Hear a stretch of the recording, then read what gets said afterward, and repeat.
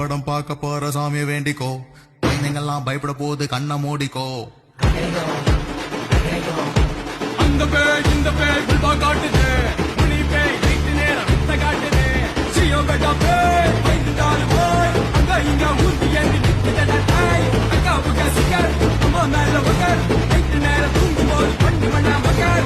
அல்லா Jesus Karumari பேய் வந்து நிக்குது ஒரு மாதிரி.